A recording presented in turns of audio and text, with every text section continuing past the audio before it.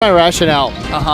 So lately I've been playing Luigi and losing and getting like 5th and having to stay for like 3 hours here. Okay. And then I want to just go home afterwards. Yeah. But current sets. If I take my L's early and I just play a bunch of different characters, then I have more time to stick around and commentate. Oh, okay. So instead of getting out at 5th, you get out at 7th, Yeah. 9th, do a little more commentary. Listen, it didn't go as planned. Last time I went 0-2. Oh, yeah, with your Falco? With my like Falco and my Marth. Okay. Yeah. Oh, so you've been using like Marth and Peach all tournament? I've been using Marth, Peach, Fox, and Falco. Yeah. Well, wow. And just kind of like character count. Mento versus Jake. Oh, Mento there he versus goes. Jake in the amateur bracket. But yeah. Whatever. It's cool. Well, good times. Now you get to do, you know, what you really like to do, I think. I guess. The commentary hype man. I guess that's me. If we had to send our Arizona players, to an out-of-state tournament, but the tournament was a commentary tournament, we would send you by far. I mean, yeah. I almost feel like I slid into this role because like Taj isn't really on the mic a whole lot, though, know? Yeah.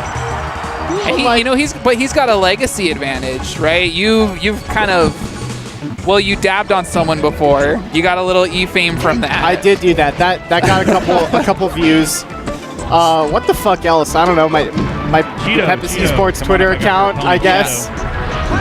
But otherwise, I think that's pretty cool, to start from. Oh, Cheeto quit. And there's a few people in the Smash community who was like, I never really heard of them except for through commentary. So yeah, you're not getting you're not getting carried by your skill. Bounce advancing. I guess so. Has not played it would be cool if I was more skilled though, because then my commentary would be a lot better. Okay, to provide the insightful analysis. Yeah, like that we're not doing right now. Okay. Listen, who do you like? Have you played against Bagelz Falcon? I imagine you have. Yeah, he ran his Falcon against me at the last tournament, the last weekly, and I like it. It's really strong, so I guess I'm favoring him for this matchup. But Neek kind of surprises me. He's a strong player too. Neek is the lamest goddamn Fox we got. The lamest? The lamest. I feel like that's just correct, Yes, maybe so. Maybe it's just that we don't really have too many like good spacies here right now in Phoenix. Okay. Meds doesn't live here right now. Right. You're playing Cheek. Yeah, most of the time. Even if I win spacies, like I think I play pretty lame too. Maybe. I think Meds is sort of the exception. Like he's built his whole style on like being fast and kind of aggressive.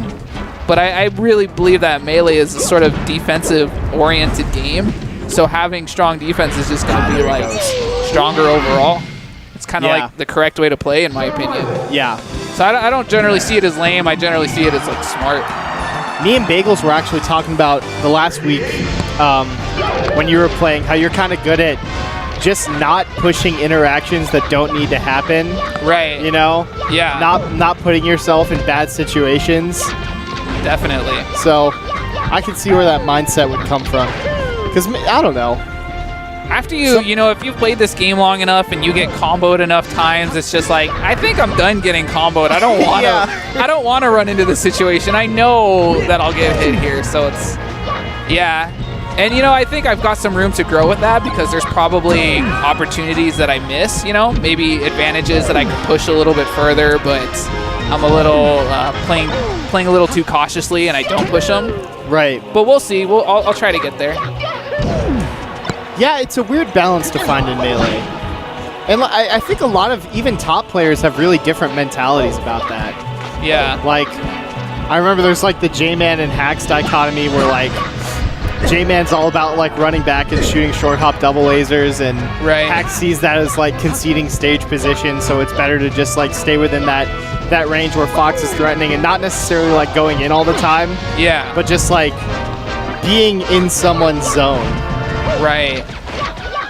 Yeah, and you know, I don't think one is necessarily correct or better than the other. It sort of depends on maybe your opponent and kind of the read that you have on them. Yeah. I don't know. I've heard something about with fencing that like tempo is a big part of it, and so I wonder if maybe Melee is like similar in that, you know, just kind of having the right read on the opponent, and you know, if you have the read that they're looking to play defensive, or you have the read that they're looking to, you know, create an opening on you, then you react accordingly and you kind of work with that tempo, try to use it against them. Yeah. Comes with experience, I suppose. Yeah. Because I feel like a lot of the players around my level, myself included, we get caught in this mentality of like, oh shit, I gotta hit this guy. Yeah. You know? You always want to hit them, and it's so fun, right? It's so satisfying to do your juicy combos and to hit buttons. It's so fun. Yeah. You can't hold that against anyone, but yeah, I guess feels like a maturity thing. Yeah. More. Yeah. When you're doing it because it's like an impulse, and not because you like have an idea of how your opponent wants to be playing neutral.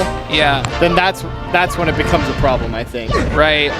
So back in the day, that was like, you know, Axe he's aggressive now. He's always been really aggressive, like since even back in the day. Yeah. And I really used to use that against him because it just made him predictable for me. That I knew he wanted to approach me, and it was always sort of like, what's the fastest thing that Axe could do right now? And let me just counter that, and it would work. Yeah. Nowadays, he's so smart too that it's like, even when he's kind of like being patient and waiting, it doesn't always look like that. So it's like he's gotten really good at disguising his intentions. Right. God, I hate that down smash crouch cancel. Yeah. Just do it. And the thing too is that if you get a weird spacing, you'll get like hit by both hits of it, and it does 32% damage, and you're just like, that's pretty well, good. Yeah. It happens like when you're crouching a lot too. So it's just like, all right, well, I've tried to crouch cancel this move, and not only did it do 32% damage, but he slid far away enough that I can't punish him. Yeah. And now I'm like out of crouch cancel percentage pretty much. It's just like, wow, fuck me. I don't know why Neek took him back to FD. I imagine he counterpicked it in the first place, thinking that it was going to be the Falcon he was fighting here. Yeah. But like, Bagelz can and will chain grab him on this stage. Oh, yeah. He does have that chain grab here, huh? Yeah, absolutely. Well, Bagelz is a pretty fast player, so maybe he's just trying to take away the extra speed that the platforms can give. And Bagelz, especially in his PM days, he was like a very platform movement-heavy player. Battlefield was his favorite stage in that game just because of the platform layout. And Luigi actually has like extra movement options on platforms in PM. Like if you wave dash and you drop through the platform in like the middle of the platform, you'll like do a voodoo dash. Like your momentum will keep going. From your wave dash. So you wave dash on the platform and drop through. Yeah. And then once you hit the ground, it's like you still wave dashing, sort of? Well, you'll be like flying through the air, essentially. Yeah, it's like you're doing a voodoo dash off of a platform, but instead of doing the fireball, you drop through. Okay. And Bagelz he's the PM Luigi master, as we all know. Right. Oh, he's feeling it. So yeah, he's very accustomed to doing a lot of platform movement. Oh, he's dead. Shit. Yeah, I don't know. He's trying to use the fireballs to draw him in. I feel like that almost used to be a crutch for him. The fireballs? Yeah, and like his ledge game in general. Like he would use the fireballs when someone was far away to try to bait them into challenging his ledge dash, and then he'd do like a ledge option. Oh, I see. Yeah, and he'd like base a lot of his game around that. Like he'd like do the ledge camping fireball in neutral, essentially. But he doesn't really do that anymore. That was interesting, using the down B and like actually floating mashing. with it? Yeah. Yeah, I don't see people do that too often. I don't know if I've ever seen that. Yeah. The surprise down B is like really tricky. I get hit by that a lot. Yeah. So that was kind of interesting. It seems like it kind of works a little bit. He's just trying to style. I hope he loses for that. Honestly, yeah. Let's see it, Neek. Just, he needs a good shine spike. Yeah. I don't think it's going to happen, though. Well, he's in there. What do you... No. No, that's best of 5, guys. That was 3 games. It was actually 2-0 for Bagels. Oh, the score is wrong? Oh, Yeah. yeah, it was. Yeah, Neek did not win, huh?